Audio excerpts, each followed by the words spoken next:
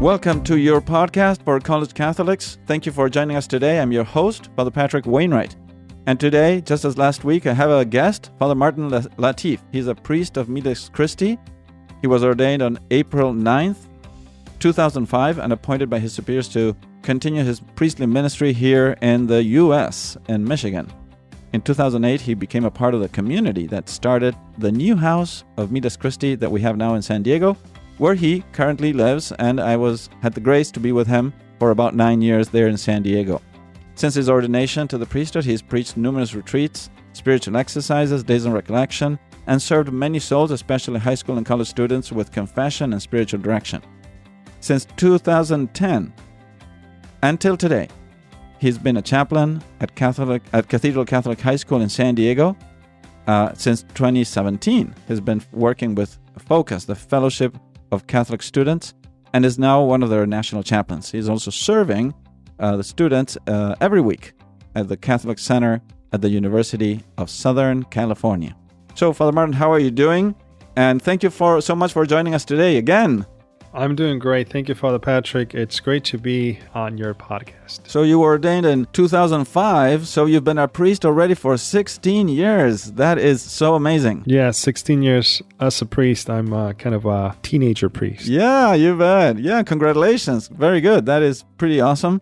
Why don't you tell us a little bit about the story of your vocation? Yes. I grew up in a Catholic family, and I just remembering my mother telling me about God, about Jesus, and since I was a child, she kind of prepared me for Holy Communion. But we would not necessarily be a family that practiced the faith frequently. We would go to Mass kind of occasionally, Christmas, Easter, some Sundays throughout the year. We were believers, but not necessarily very active in our faith. However, I remember when I was in my last year of middle school that my religion teacher asked me how my friendship was with Jesus.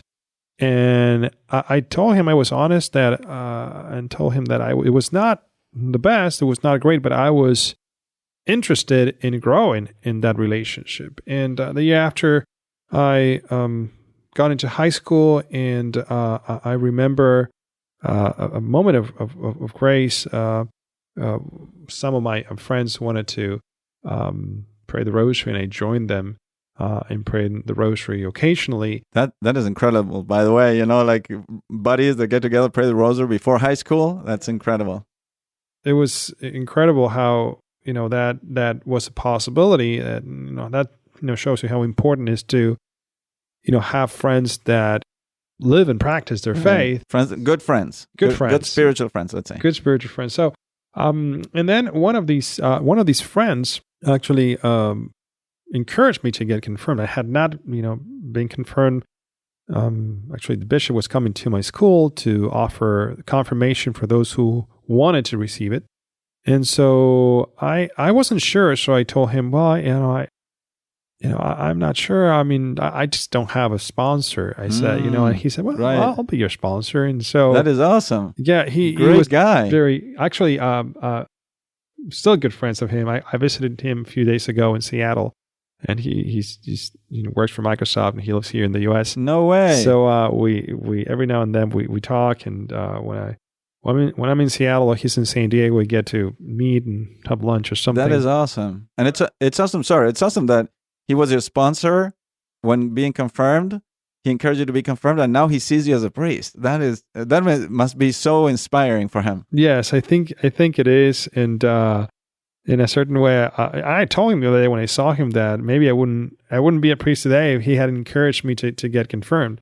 Certainly, I had to present my certificate of confirmation to be ordained, so I thank him for that. So, but anyhow, after that, I remember that also another friend of mine invited me to go on a summer camp that would take place pretty much every year. The chaplain at my school would put together the summer camp for those of us who wanted to join in the summer for about 20 days. It was down in the Andes Mountains in Patagonia, and I always wanted to go down to that beautiful area of Argentina and Chile, which is, it's just an incredible area with lots of lakes and trees and, mountains. And so we went down with a group of my friends and spent, again, like 20 days down there by a lake, a beautiful spot, nested in the Andes Mountains. And we had kind of work every day in terms of chopping wood and painting, landscaping, cooking.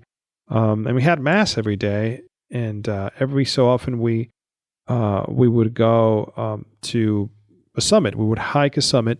And we would take a priest with us. So when he would come with us, he would say mass in one of the trails or summits. That is awesome. That is awesome to say mass in the mountains in the Andes in Argentina. Yeah, I remember one occasion that we had made it all the way to the summit, and there was snow there, and there was a lot of wind, and we wanted to have mass, so we kind of huddled around the priest to prevent the wind to blow away the hose or the chalice. So it was like, like in football huddle, Right, that is awesome. Protecting the Eucharist. Protecting the Eucharist. Yeah, it was really cool for me. I mean, it was great for me to be able to grow in my faith in the context of friendship and camaraderie and fun and hiking and just good, character building. It was great camp.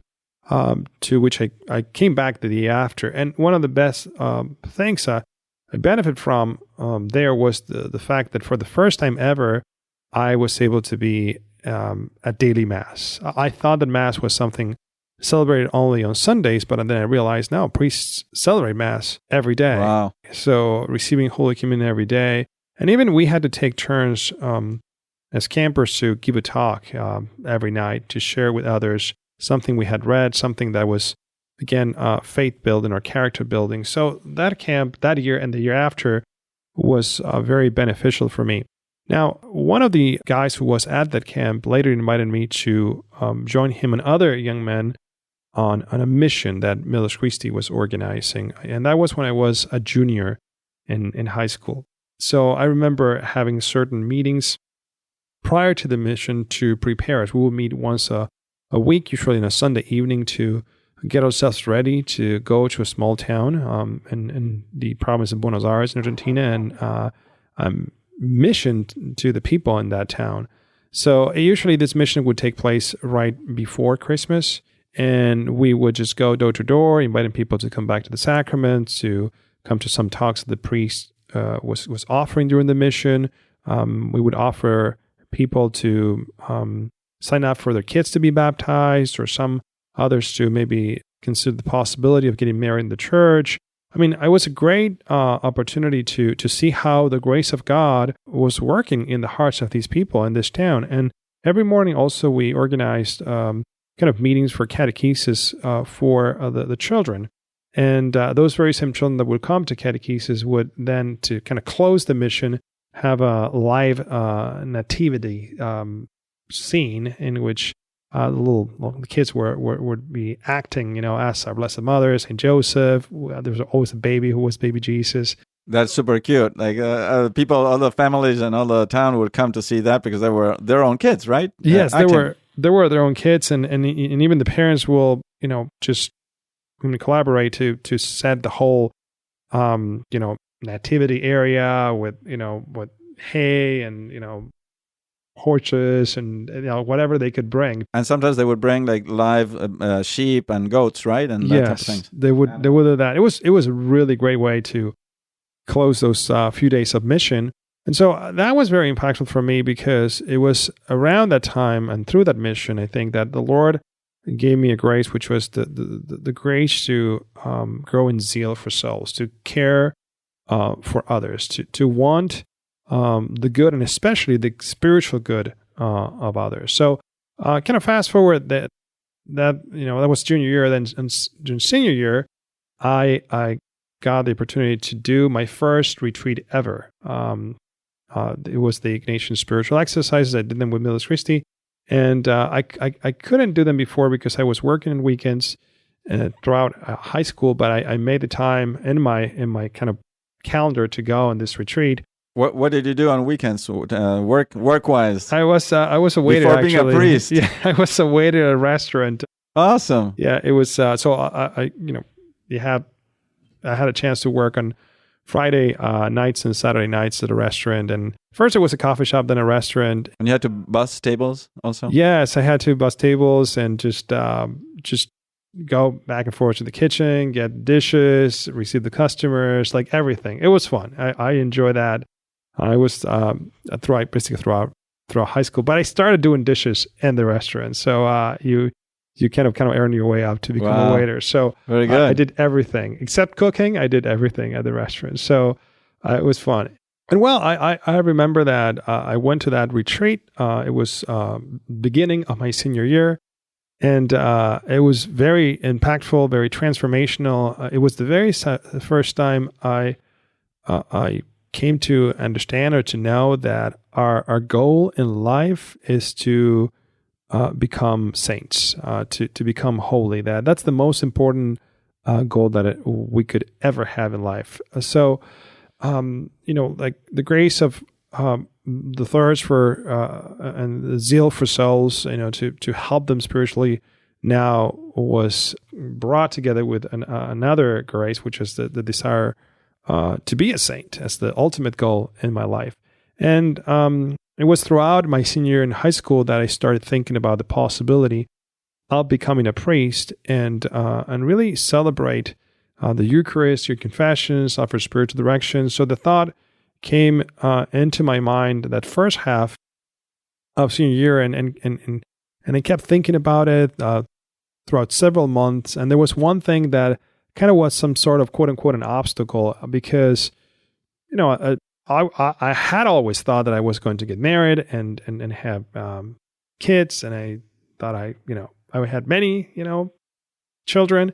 So I was thinking, how can you be a father, have children if you're going to become a priest? It's just not doable. But then, and also, I think it's important to footnote here that you did want to get married, right? So many times, young men that I meet and they're considering the priesthood, they say, "Well, I don't want to be a priest because I want to get married."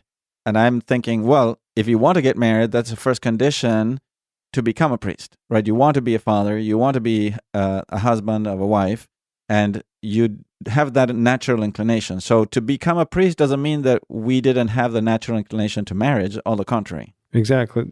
Actually, it is precisely that desire to be a father that led me further more into the priesthood, because the thought came later that I wanted to be a spiritual father. And that's also why God was giving me the grace to desire to have not just, one child or two children. I would like to have many children. And what he was kind of planting in my soul was the seed of being a spiritual father. So really, when that thought came to my mind, it really made sense, because I wanted to pass on the faith, the faith with others, faith which was bringing so much joy into my soul, into my heart. So those were, I could say, if I could mention those four graces that I received: the grace of zeal for the salvation of souls, the grace of wanting to be a saint,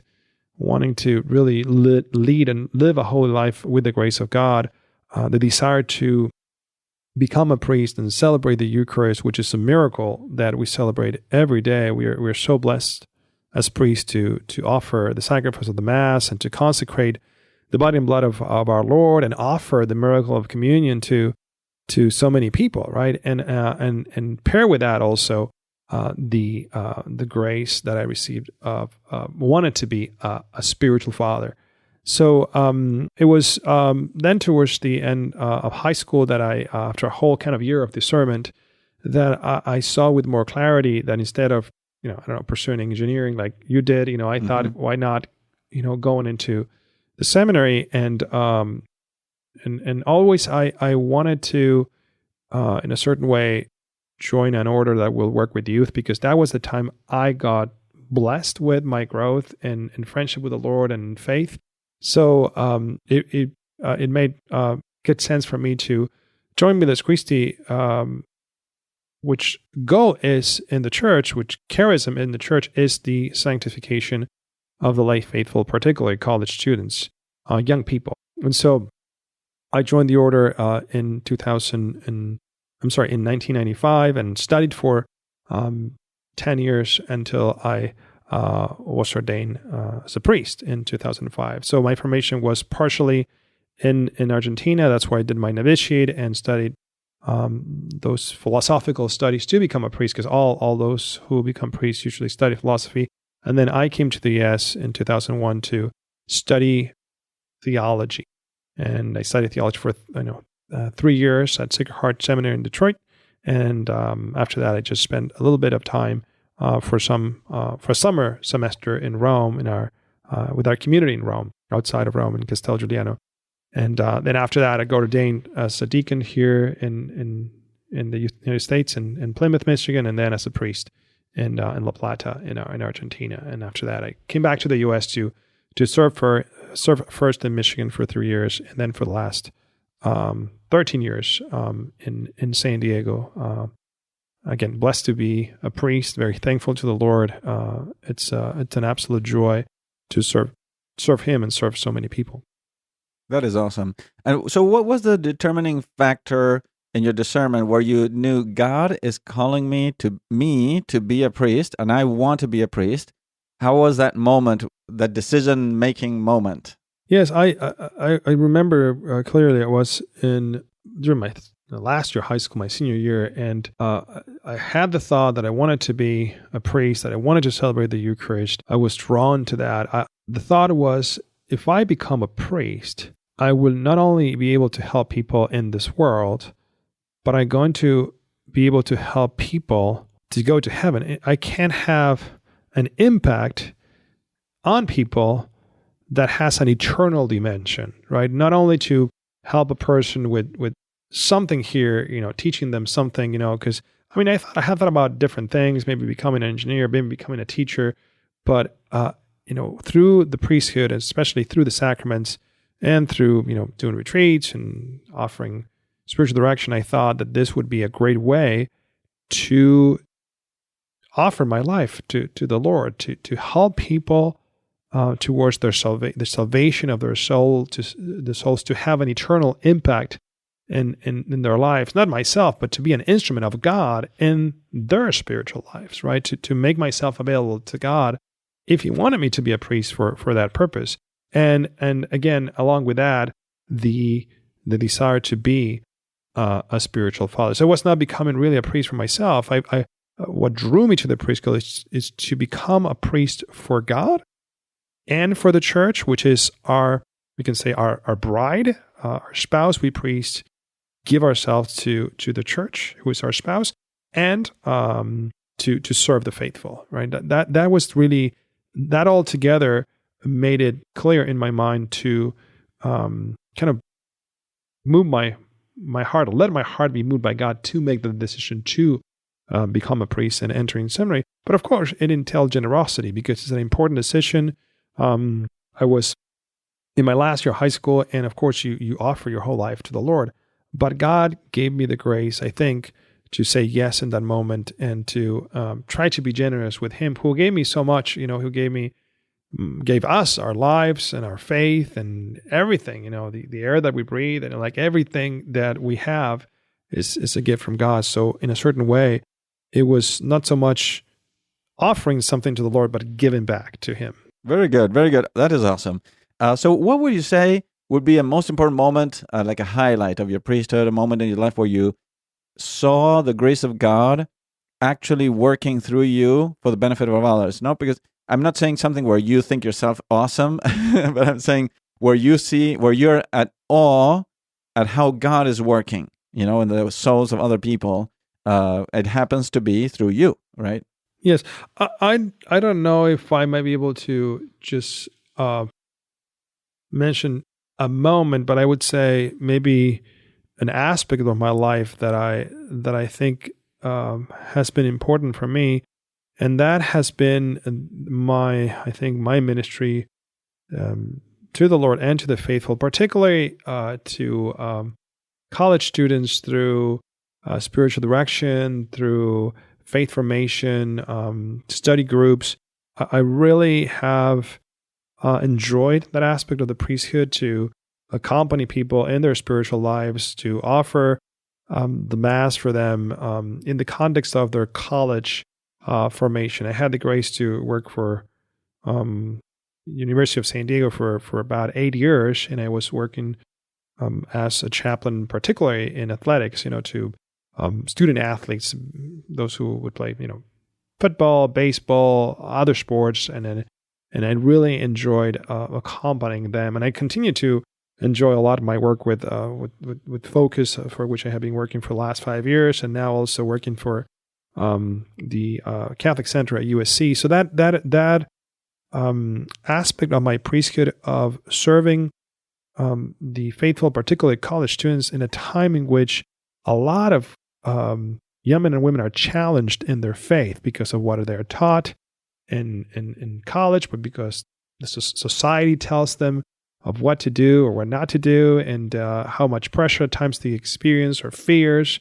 So I think it's a ministry, it's an apostolate that I really enjoy, that I feel really blessed to serve at. That's awesome. So, simple question is: are you happy to be a priest, or are there sometimes where you regret having made that decision, a lifelong decision? That's a great question. And I have shared this with other people. By the grace of God, I never had a doubt, or I never regretted my decision to become a priest. And I repeat, it's a grace, because I know that maybe other people doubt at times their vocation. Of course, it's a human thing, right? It's a human thing, and but that's why I say I think it's a grace from God that I'm since I made my decision to the priesthood, I never wanted to go back. I really wanted to be a priest, and by the grace of God, I never doubted my vocation, and I'm very happy with my vocation. I'm very thankful. I think maybe I'm very joyful, right? Really, kind of deep into my heart. Every day it's a blessing. I wake up and it's another day to serve God through sacraments and through my service to the faithful. So it's a very joyful life. It's a very blessed life. Not that it's absent or it doesn't have difficulties or struggles like any vocation, but I would say the default in my life as a priest is it's a life of gratitude, a life of joy, a life of service. It's a blessed life. Right, absolutely. I totally concur. So what would you say, like a simple tip, right? I know we can't address the whole issue. Well, maybe we'll have to address it some other day.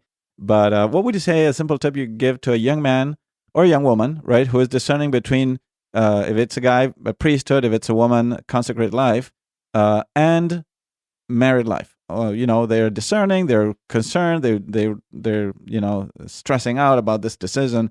What one or two good quick tips that you would say?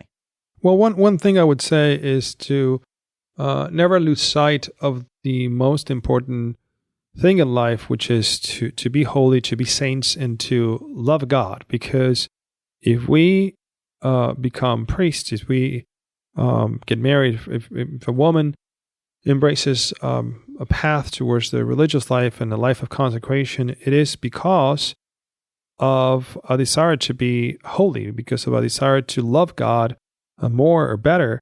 And so the priesthood or the religious life or the married life, they're all channels or paths to become holy, to become saints, which is the ultimate goal, and ultimately to save our souls and go to heaven. So keeping that in our minds, that above everything in life, our goal is to become saints, I think is very important in the moment of discernment, because in that way we keep our mind or we remind ourselves that the goal is one, which is to serve God, to become holy.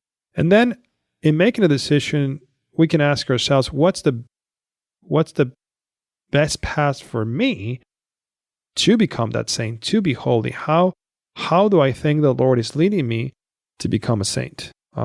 So we can ask, this is my second point, we can ask the Lord for that grace to lead us, to show us, to direct us, to guide us, to embrace the path that would better help us to become the saints that God wants us to be since all eternity, right? Lord, give me the grace to listen to that call that you have for me, but also to respond to that call. Absolutely. Well, very good. Well, thank you so much for that great insight. Now, suppose that I'm not discerning the priesthood, I'm a young woman, I'm not discerning consecrated life, but I'd like to grow in my spiritual life, right? I'd like to be a good disciple of Jesus, I'd like to be a good Catholic, or I'd like to be just devout, better, live my life as a student more devoutly and more virtuously, a better student, let's say. What would be, but I'm struggling, right? I'm struggling with life, I'm struggling with my faith, I have temptations, I have difficulty, I've fallen to sin. What would you say to any person like that in order to give them one tip or two tips for their spiritual life? Well, I mean, I like to bring a little bit of an analogy here. And our spiritual life has a lot of similarities to our natural life. And just like we need to breathe in our natural life to be able to live, we need to breathe in our spiritual life to be able to be spiritually alive and healthy. So in breathing, you have the breathing in and the breathing out. And so we need to breathe in by spending time with Christ in friendship. We have to allow the Lord to love us in prayer and the time that we spend with Him, to breathe in His grace through not only prayer, but through the Eucharist, where we breathe in, His life, His spiritual life, and also through confession, right? Where we breathe in His grace and increase in sanctifying grace. So I would say we need to breathe in, and through many other things, through things that we want to read, other means through which we can breathe in, we can say healthy spiritual air, right? Listening to good podcast episodes listening for college Catholics. Exactly. Breathing in good spiritual reflections with Father Patrick and taking advantage of good spiritual material out there, but also